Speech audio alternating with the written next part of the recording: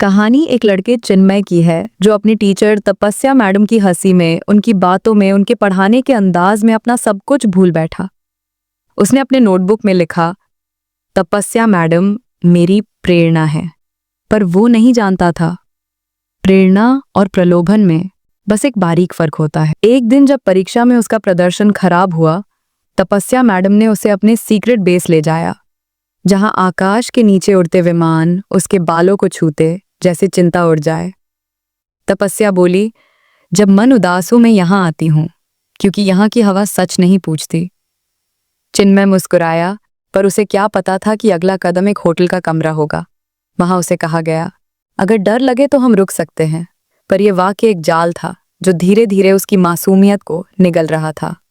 फिर वही कहानी दोहराई गई, किसी और छात्रा के साथ, फिर किसी और के साथ। तभी कहानी में आता है अर्जुन, एक युवा वकील जो चिन्मय की आंखों के पीछे का खालीपन समझता है। उसने कहा, अगर किसी ने तुम्हें चोट दी है, मैं उसे कानून से जवाब दिलवाऊंगा। इनका द साइन। लेकिन क्या हर जख्म कानून देख सकता है? क्या हर दर्द सबूतों में ढल सकता है? तपस्या मैडम पगनों में भूल से पढ़ केस सम जरूर के, और कैसी खारा दूर के आको क्या की सीख रहे। कुछ समय बाद तपस्या मैडम पर केस चलता है और अर्जुन को ही कहा जाता है उन्हें डिफेंड करने के लिए। उसे नहीं पता था कि यही महिला जिसके लिए वो केस लड़ने वाला है, उसी ने चिन्मय का विश्वास तोड़ा था। कोर्टरूम में अर्जुन के सवाल हर बार पीड़िता के जख्मों को कुरेदते रहे, पर एक सवाल ने उसे झकझोर दिया, क्योंकि सामने जो खड़ा था वो पीड़िता कोई और नहीं, चिन्मय था।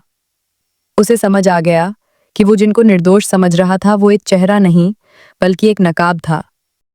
अब न्याय उसके लिए केस जीतने का खेल नहीं था, बल्कि एक अधूरी आत्मा को आवाज देने का जरिया। 19 साल बाद वो एक और केस में लौटता है, एक और लड़की के लिए, जिसके साथ वही हुआ जो कभी चिन्मय के साथ हुआ था।